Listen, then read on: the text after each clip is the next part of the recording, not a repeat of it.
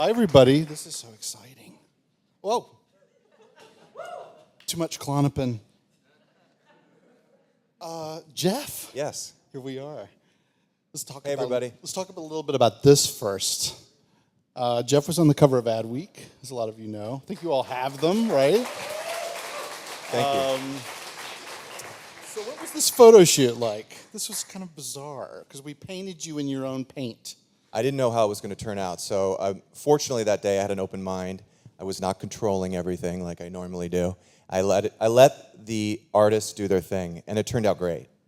And I was very excited to be a part of Adweek. I didn't even know I was on their radar, so it was a huge honor. I was actually kind of shocked, actually.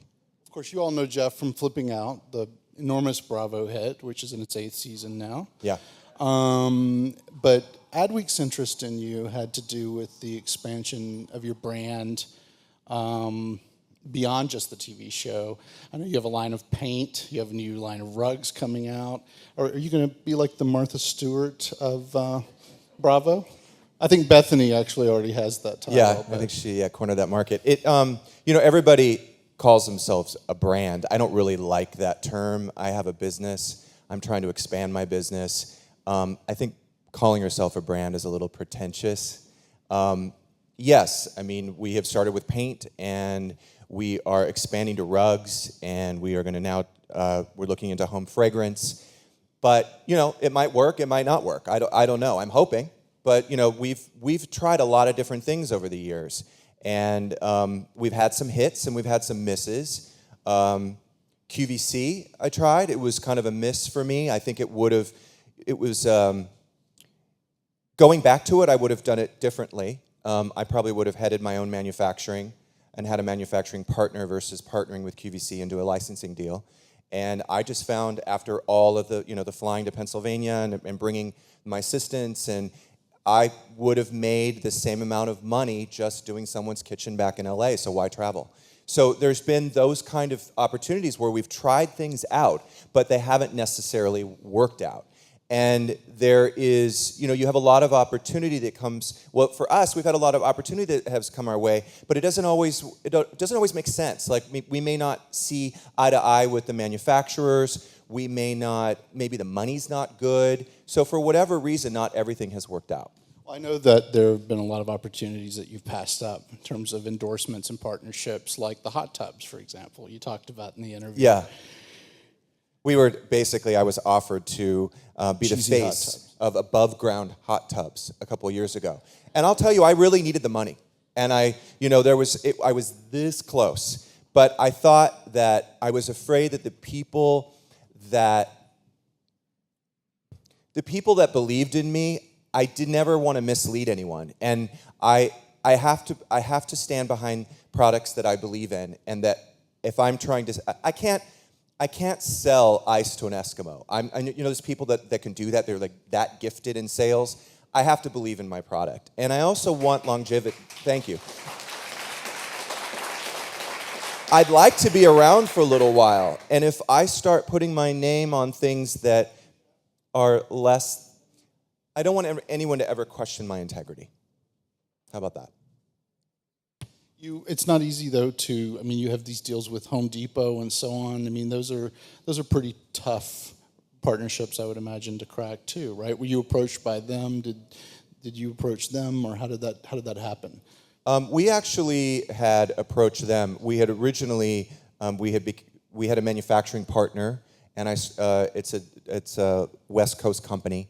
West Coast-based company, and we started off in their stores. So we started off in 113 retail stores, and then we had approached Home Depot, which is, that's a crazy experience in its own. You fly to you wait for an appointment, and it's this date at this time, and it's you got to make that happen. They're not going to move it around for you, and you fly to Atlanta, and it's like going to the city of Oz. And you wait to get in front of the wizard, and you present your product, and then they get back to you. And fortunately, they did get back to us, and they said, we'd like to go ahead and try your paint online. And then it was their idea to do rugs, which was great. And what's interesting is that nothing ever happens the way you think it's going to happen. The rug line, which we're working on now, it probably is more likely to go into stores before the paint. I always thought, well, it makes sense. The paint's been online. It's been selling well. That should go into the stores first, and everything else would follow. But it's actually going to be, it'll probably be the reverse. The rugs will hit first. And we're at a point now where we started off with 32 color palette for the paint. And it was kind of a test to see if it worked. And it's working, so now we really need to expand the line to around 50 colors in order to be a serious competitor, I think, with the other paint lines that are available. What's that process like? Curating 32 colors of paint. How do you do that? We actually went into the local facility and mixed the colors, believe it or not. Like, I worked with the colorist and said, okay, I'd like a little bit more green in this, or I'd like a little bit more blue in this. It was really fun, and then we also came up with all the names. But now we did a really nice kind of neutral palette. But people are asking for accent colors. They would like to start using more reds and things that we don't have in our palette. So it's time to expand. Let's talk about the show. Yes. Because you're in the middle of season 8 now. The premiere was last week. You're on Bravo Wednesday nights at 9 o'clock. Yes. And if anybody's been watching, well, the first episode, they see that it's the same lovable Jeff that we've all come to I don't know how over lovable. the years. Very placid, easygoing. Yeah. But you had said to me when we did the Adweek interview that you actually think that the OCD has been a big factor in your success. Talk about that a little bit. Yeah, I don't want people to think. There's a lot of people with obsessive compulsive disorder, or what I have found, there's a lot of people with OCD traits. So you may not have been diagnosed with OCD, but you might have OCD traits. And I don't find it to be a hindrance in any way. I don't find it to be any sort of stumbling block. I think for the career that I chose, it's greatly assisted me. So I think it's just about finding, I say this over and over, and I think you and I talked about this. You know how people say, like, if you set your mind to it, you can do anything you want? I don't believe that. I don't believe that at all. I think that you have to be smart enough to ascertain what your talents are and what your gifts are. And then I think that you choose a career based on your talents and gifts. And I think you and I talked about this. Like, I would love to be a pilot, but I'm claustrophobic, I'm afraid of heights. So how do you think that's going to work out for me? It's not. It's not going to work out for me. So that was something I always thought I wanted to be when I was a kid. But as you grow older, you realize, well, I don't really have those talents. And yet there's a softer side of Jeff that is getting revealed in the season, right? You and your partner, Gage, are going to have a baby. I just don't know how, after 8 years, just now people are seeing my softer side. Like, I thought that it was obvious that I care about the people that work for me, that people that are around me, and I give people a million chances because I love them and believe in them and want them to succeed. So you have to understand my business. I'm in the construction world. These are tough, gruff guys, like, straight guys. Like, you can't show weakness, or they will take advantage of you. So it's like, I had to learn. I had to really learn. Like, and there were times where, you're hurt or you're upset or whatever, but you can't show it. Like, you can get in your car and, weep or whatever you need to do, but you can't do it there on the job site. We see these various projects that you're doing, those of us who watch the show, and most of them are fraught with complication because we're talking about flipping houses. We're talking about blowing out houses, redecorating them. What is the absolute worst client you've ever had? I've had a lot of really awful, entitled, self-involved, insensitive, abusive clients. And I think most of them came about in a time where they knew I needed them more than they needed me. And that was during, with the housing crash, I was just happy to have any sort of work. So we worked with a lot of difficult people because we had to. And I think I told you this, is that the only thing that got me through was I would drive home and I would think about what bills I was going to pay with their retainer. And that's what got me through, because I reminded myself, this is why you're doing this. This is what bills it's going to pay. And this is why you have to continue and come back tomorrow. And fortunately now it's a little different. I can kind of pick and choose my clients. But you know what? That could change too. I mean, I could be in a position again where I don't have that choice. I've learned to work with very difficult people. And it was very hard for me because I had my own business for 10 years. So, if you didn't want to buy my house, fine. There's someone else right behind you that will. And, with that came a certain arrogance. And I was really humbled when all of this shifted. And then I had to go out and I had to really pound the pavement. And so I've learned that I can survive. Like, I will survive. And I have learned to adapt. So maybe I couldn't flip for 7 years. And I waited it out, and now it's time to invest again. So now I'm starting to invest in real estate again and potentially do flips. I did want to mention something a little earlier, that these opportunities we talked about, like endorsements and product lines and those kind of things. By the way, I was told by Bravo executives that don't worry about the money. Nobody makes any money in reality TV. Don't worry about that. With all the opportunities that are going to come your way, that's when you're going to make the money. Fortunately, I didn't really believe them, and I negotiated a very good deal in the beginning because there were crickets for 2 years. Crickets. Because everybody was sitting on the sidelines, and they're wondering, is this guy going to be around? Do we want to invest in this guy? Is he going to be here in 2 or 3 seasons? We don't know. So it was 2 or 3 years or more that we started seeing these opportunities. So why do people keep tuning in for 8 seasons? I mean, it's pretty much just you flipping out season after season, right? What is it that keeps people coming back? I'm not so sure if we would have been around if the market didn't crash, because I think I was very unrelatable. And I look back and I don't even recognize myself. And, I was successful at a young age, not a lot of adversity, not a lot of sensitivity, not really empathetic to anyone's troubles or issues or anything. I just kind of lived in my own bubble. I was making a lot of money. I thought it would never end. And when it crashed, and the rug was pulled out from underneath me, and my business just died. And that's where I became relatable. That's where people were like, and that's where also when I was humbled and I started getting it. And I think that I became more appreciative, I became more grateful, I understood people's situations and plight, and I think at that point, that's when I became relatable. I don't know if there would have been a season 3 if that didn't happen. How much longer do you want to watch this douchebag? There's no question that the market's come roaring back, but when you see $100 million apartments going, selling in Manhattan, it makes you wonder if maybe I should have invested in New York real estate, maybe. maybe.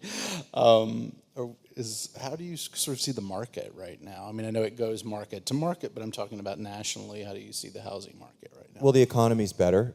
People are spending money and they're investing, and there's very little inventory. There's low interest rates. It's like the perfect storm. And so we're seeing a huge surge in real estate prices. I mean, there's neighborhoods in Los Angeles that went up 30% in 1 year. 30%. Imagine how lucky you would have been to buy one of those properties. That was $1 million, and now it's worth $1.3 million in 12 months, and all you've done is made your mortgage payments.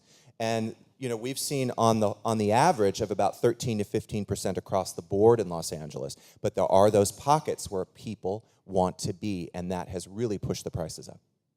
Going back to Bravo, I don't know how much time we have left, but going back to Bravo for a minute. Yeah. I know you're tight with Andy Cohen. He discovered you, right?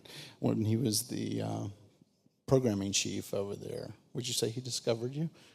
I would say he was one of the people, absolutely, and has been a champion of the show for all of these seasons. But I really think the first season, the ratings were, I think it was kind of on the bubble. And I think that Bravo could have decided, well, it did okay, but we don't need to pick it up. But Ellen DeGeneres was a big fan of the show. And we had a lot of trouble getting press. No one knew who I was. And Ellen brought me on the show repeatedly, kept bringing me on. And then other people noticed because Ellen had me on. And then all of a sudden, I'm going on this show and that show and that show. And that created this little bit of buzz, which I think convinced Bravo, like, let's give this another season. And look, we've been extremely lucky. Like, even last season, I wasn't so happy with the season. I think we had a production company that got lazy, and I think they were phoning it in, and I don't think they were putting in 100%. And I watched the show, and I thought, this isn't a totally accurate portrayal of where we're at, which was the busiest year of my career. Yet it looked like we were sitting around telling dick jokes all day long. And I didn't think that was an accurate portrayal, and I thought that was somebody just taking the easy way out and not doing the work. And again, we were on the bubble. So here we're back around, 5 seasons later, on the bubble. Yeah, it's been on for a while. The show's been on for 7 seasons. Should we do this again? Nominated for an Emmy. Got picked up, season 8. I feel like every time we need that help, it shows up. It just shows up. And I'm like that way with money, by the way. If I can somehow manifest it, like sometimes things get a little low in that account. And then all of a sudden, boom, it shows up for me. And all I can tell you is if you're spiritual at all, I give back, I help people, I'm grateful for what comes my way. I don't know.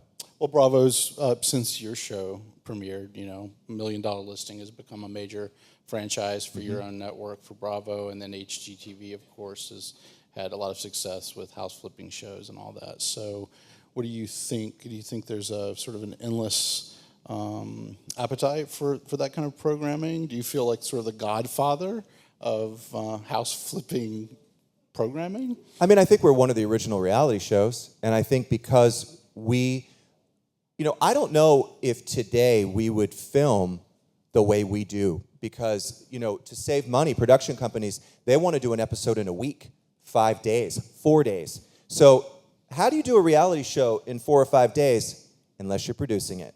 Unless somebody's come up with a storyline and then they're filming scenes to back up that storyline. Our show was 8 years ago, so we did it really, truly docu-style and still do. So we shoot 10 days an episode, plus we have 2 days for interviews. So we're shooting basically 12 days an episode. I don't know anybody who does that, but there are days where nothing happens. So you have to be there, ready with your cameras when something does happen. And I've seen them do an entire episode in 1 day. Like, we get enough content in 1 day to do an entire episode. The other 8 days might be slow. So they're committed. Bravo's committed, and they trust us. They know we're going to deliver. We're going to deliver. And my secret is I try to stay as busy as possible, because I run into a lot of people in a given day, a lot of people. And there's a lot of interesting stories there. So I just stay as busy as possible. And that's really what creates the television. And I'm surrounded by, I've always been drawn to characters and personalities, always. And it's like a radar. Like, I'll find the characters in a room. And those people are drawn to me. And that's who works for me. That's who I surround my whole world by. And your co-stars on the show are a big reason for the success of the show. Zoila, of course, Jenny. Somebody Gage. was calling it my show. It's not my show. I drive the train, but there's a lot of passengers there that provide amazing content. And so it really is, it's truly an ensemble show.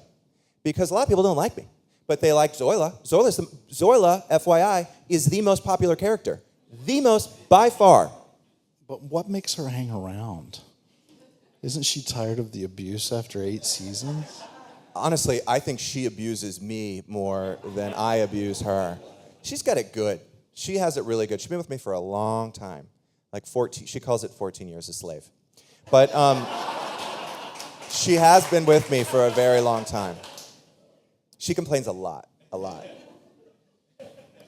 What about the other, are you tight with any of the other Bravo, the universe of Bravo stars, like the Real Housewives or any of those people? I am. Or do you secretly hate them? Because you actually said some things in the interview, not about anyone in particular, but we talked about the upfront and how you go to the upfront every year, which is of course the unveiling of programming by the networks to the advertising community. And you say that you actually go there to do business. You go there to schmooze with the advertisers, which is what you're expected to do as talent. And that there are others who are on air, talent for Bravo shows who don't really see it that way. They sort of huddle together and drink and giggle and don't really know why they're there. So I don't really, that's like two questions. No, I get what you're saying. I understand what you're saying. These people ultimately are talent. Some of them are very successful in their own rights, like they don't need the show. And what I understand is that, look, I can do my show, and I sometimes am a little crazy or unhinged or inconsistent, but ultimately, like, I normally know when it's time to be professional, or I have someone telling me when to be professional. So if Bravo brings me here to New York to meet with advertisers and have drinks with advertisers, I get where the money's coming from. I'm smart enough to know who's paying the bills. Most of those Bravo talent, they don't know. They think Andy's writing the checks. They think it's Andy's network. They have no clue. They have no clue. They don't even ask. Like, how is the show made? Where does the money come from? Who's paying your bills? They don't even know. And that's what's so crazy to me. It's so crazy. Sorry, it was a little mini rant. Little, yeah. Do you have any absolute favorites besides Andy? Oh, I'm friends with Shannon Bedore. I'm friends with Tamara. I'm friends with Lisa Vanderpump, Kyle Richards, Nene. Yes, not everybody, but I do. There's people that you kind of relate to and you see socially and you become friends with, and yeah, absolutely. I think we're going to open it up to the audience now. You can ask anything you want.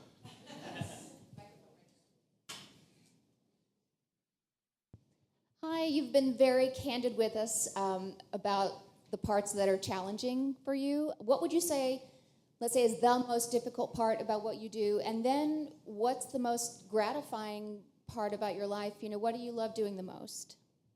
I actually love house shopping.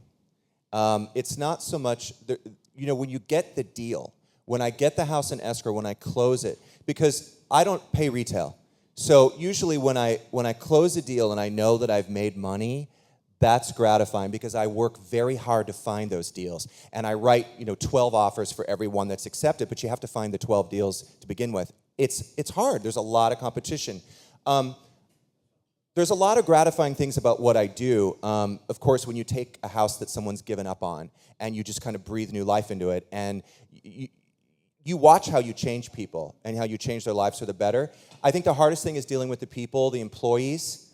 It's tough to be a manager, especially when you have to do things, you have to sometimes they're like kids where you have to kind of punish them or suspend them or, even fire.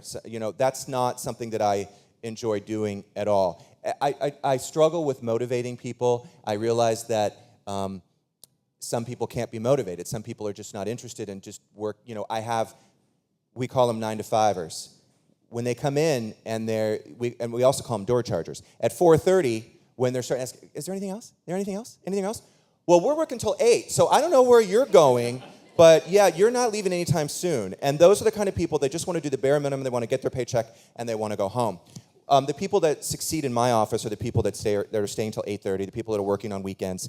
Those are the people that are going to be around long term. We work our asses off, and that's really number one secret to our success. We work our asses off. And I reward hard work. And actually, Gage, who's here, he goes through all these resumes of people that come in through the office. I don't care about the Ivy League educations.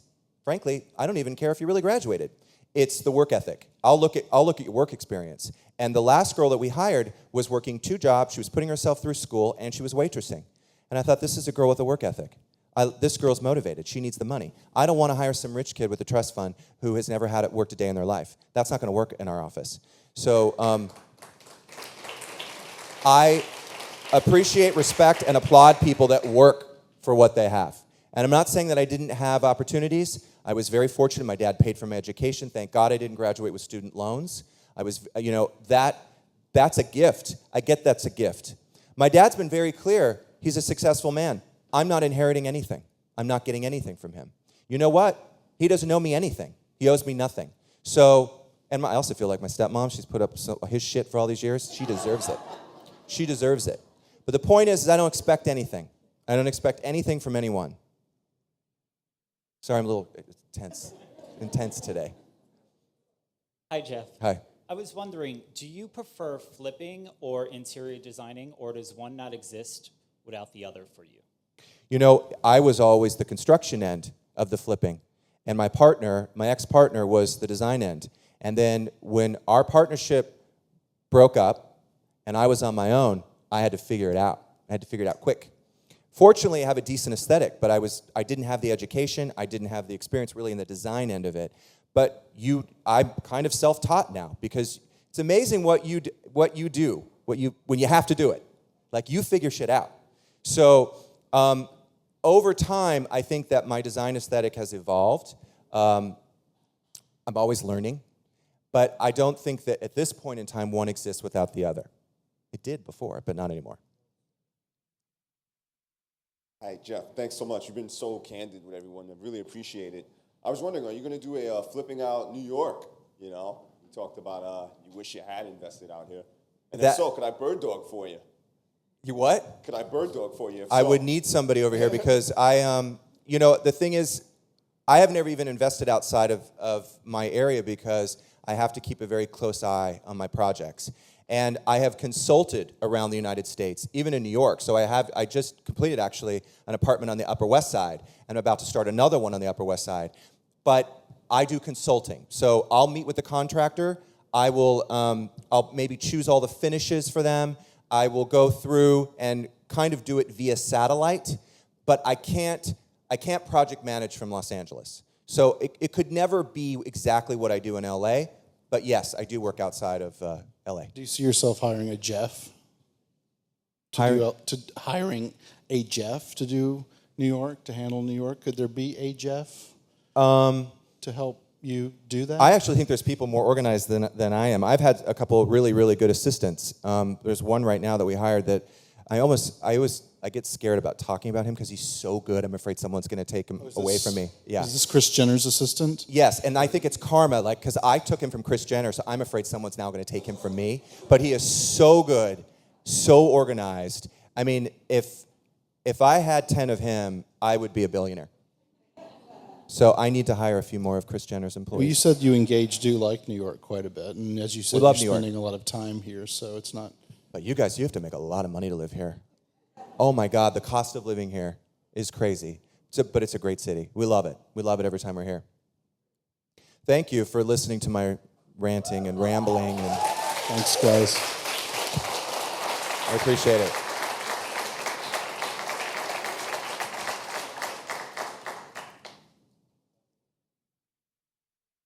We have time for one more question. It's warm up here. Yes.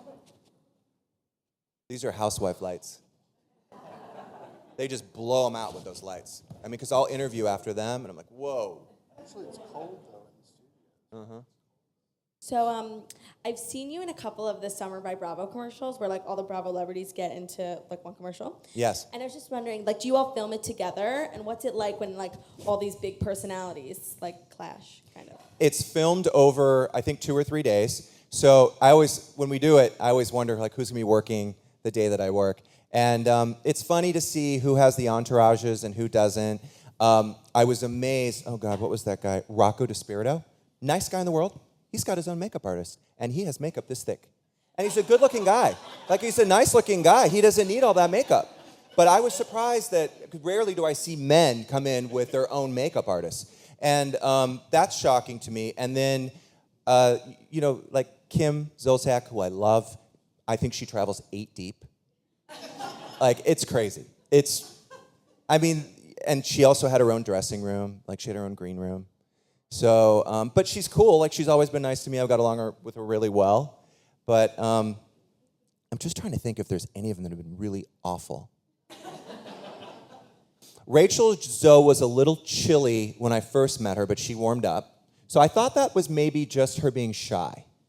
And I'm not necessarily, I was always interested in her because She's so passionate about what she does. And I don't so much care about fashion, but she makes it so interesting because she's so passionate about it. Tabitha Coffee, I don't so much care about, hairstyling, but she's so good at what she does, and she's such a professional. So a lot of these people you have respect for. You really do. I mean, these people are out there, they're doing it, they're making it happen. Then there's a couple housewives, it's like, what do? You know what I mean? But they're good TV, or they're funny, or whatever. Everyone brings their own something to the table. But what would scare me is when it ends, what do you have? And I went through a period of time where I had nothing. Like when my business dried up, I said to myself, I made a vow. I'm like, this is never going to happen again. I'm never going to put all my eggs in one basket. So now we've created multiple streams of income. So if something dries up, I got the other ones. Because that's a scary place to be. Now imagine, I have a family. So imagine now it's not just me I'm responsible for other people. That's a scary thing. So that's, some of these housewives and their husbands that quit their jobs. This is a career. We're now Real Housewives in New York. That's really scary. And if you watch what happened to Alex and Simon, I felt for them, but how stupid. Like, you guys are really, like, you thought this was going to keep going.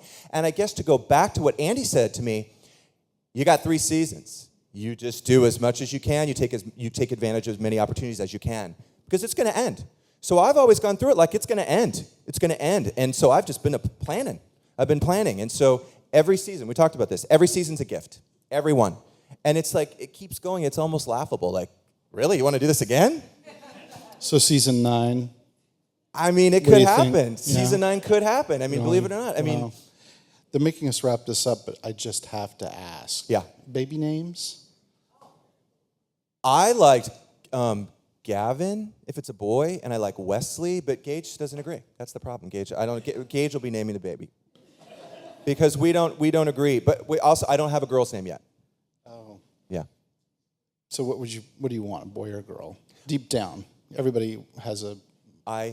With all honesty, do not care if it's a boy or a girl. Gage wants a boy, though. As long as they can... Gage wants a boy. As long as they can hammer a nail. They're going to work. Let me tell you why they're going to work. Because if you ever looked into what surrogacy costs, that kid better do something with its life. Let me tell you. Because it's costing me a lot of money before he or she's even born. So there's no way that person's going to do something. Got it. Thanks, Jeff. Thanks, everybody. Thank you.